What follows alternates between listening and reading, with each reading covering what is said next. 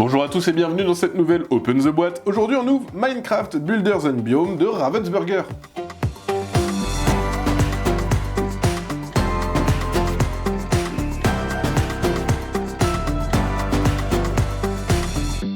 Minecraft Builders and Biome, c'est un jeu de Ulrich Blum qui se passe dans l'univers du jeu vidéo éponyme.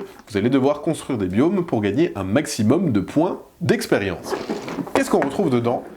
D'abord, une règle du jeu. Donc, il y a un petit... on peut voir, il y aura des gros cubes, il y a aussi une texture à la Minecraft. Mais d'abord, regardons la règle, parce que oui, il faut l'apprendre avant de pouvoir jouer. Dans cette règle du jeu, donc, il y a plein de langues. Au final, la version française, c'est que 4 pages. Donc ça se lit très vite. Ça explique aussi tous les différents pouvoirs que vous allez rencontrer. Donc c'est assez simple, une fois qu'on a compris les règles, à les expliquer. On a les ressources. Dans le jeu, les ressources, elles sont symbolisées par ces énormes cubes. Voilà, donc il y a différentes ressources, il y a le sable, la pierre, l'obsidienne, etc., etc. Il y a même l'émeraude, le joker dans le jeu. Il n'y a pas de diamant. On va ensuite retrouver des petits socles. Chaque joueur aura son personnage, il le mettra sur ces petits socles-là. On va avoir, donc il y a plein de sachets pour ensuite ranger les différentes punches que vous aurez enlevées. On a des plateaux joueurs. Chaque joueur a son plateau, ils sont tous différents. Donc on peut en choisir un par joueur.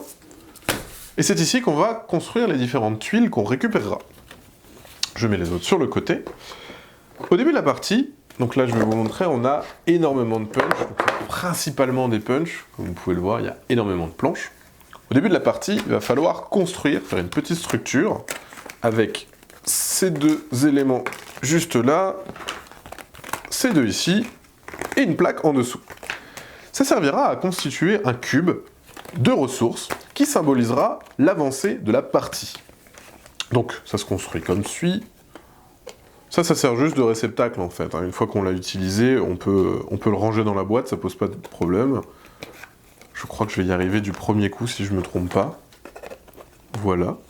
Dans ce petit cube, on va y placer justement tous les cubes de ressources aléatoirement, hop, à l'intérieur. Ça va créer une mise en place. On secoue un peu pour que tout rentre correctement. Ça va créer en fait une mise en place de départ, parce qu'en fait dans le jeu, dès qu'on aura fini la première couche, on va faire une première étape de scoring. Dès qu'on finit la deuxième couche, on fait une deuxième étape, etc., etc. Voilà, et normalement, si la vie est bien faite, il y a tout qui rentre, pile poil. Donc on secoue, voilà, il reste un petit cube ici. On le remet sur la plaque, tac, et on soulève, et la magie opère. On a un petit cube de ressources. Donc ce petit cube-là, voilà, on voit qu'il y a 4 étages. Premier étage fini, deuxième étage fini, troisième étage fini. Quand le troisième étage est terminé, c'est la fin de la partie. On peut continuer de jouer, bien sûr, pour finir ces tours. À quoi ça va servir, ces petits cubes ? Eh bien, en fait, à plusieurs choses. Dans un premier temps, vous allez retrouver dans le jeu, hop, donc seront exposées au milieu de la table, des tuiles qui seront face cachée. Donc au verso, elles ont toutes la même forme. On va constituer un plateau. Et ces petites tuiles, quand on se déplacera avec son personnage, pourront être révélées, et on pourra tenter de les construire. Elles ont un coût en ressources en bas à gauche. Si on les dépense, on récupère la tuile, et sur son plateau individuel, on pourra la poser. L'idée sera de faire des combinaisons de biomes identiques pour avoir les plus grandes séries possibles, parce que c'est ça qui va vous rapporter des points. En plus de tomber sur des bâtiments, on peut tomber sur des ennemis.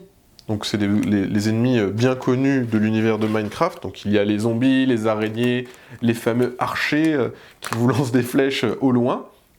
Pour les combattre, il faudra les taper. Au début de la partie, vous allez avoir un deck d'armes, donc avec une épée en bois, une épée en fer, etc. Donc là par exemple, imaginons, je suis le joueur bleu, je vais prendre ce deck d'armes. Il y a aussi des patates. Les patates pourries, elles ne font rien. On va parmi notre deck d'armes les mélanger, en piocher 3, et en fonction des petits cœurs qu'on a, on va réussir ou non à battre le zombie. Donc si par exemple je pioche mon épée de fer, 2 cœurs, je bats le zombie, je le récupère. Le zombie me rapporte de l'expérience, les points de victoire dans le jeu, et va me rapporter un petit bonus. Là en l'occurrence, un petit bonus supplémentaire de je pourrais faire un combat supplémentaire. On a des petits marqueurs, chaque joueur a son marqueur. Quand on gagne de l'expérience, donc je suis le joueur bleu, quand je gagne de l'expérience, je le marque ici sur ma piste de progression de mon plateau individuel. Dans le jeu, on va pouvoir récupérer de nouvelles armes, notamment la magnifique épée en diamant, voilà, elle est magnifique. Des pioches, etc., qui ont différents pouvoirs. Par exemple, la pioche, elle va me permettre de piocher une 4e arme. Ici, on a les rappels du scoring. Donc comme je vous l'ai dit, il y a 3 étapes. Étape 1, on va choisir un biome. On va gagner des points de victoire en fonction du nombre de biomes de cet élément. Étape 2, ça va être les types de bâtiments, les hôtels, les maisons, etc. Et étape 3, ça va être les types de ressources utilisées pour les bâtiments. Voilà, donc on va gagner des points au fur et à mesure de la partie. Et bien évidemment, votre biome va aussi vous rapporter des points de victoire.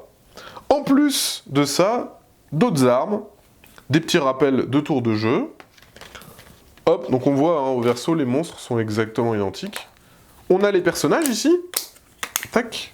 Donc c'est à ça que servent les différents petits standings. On les place ici.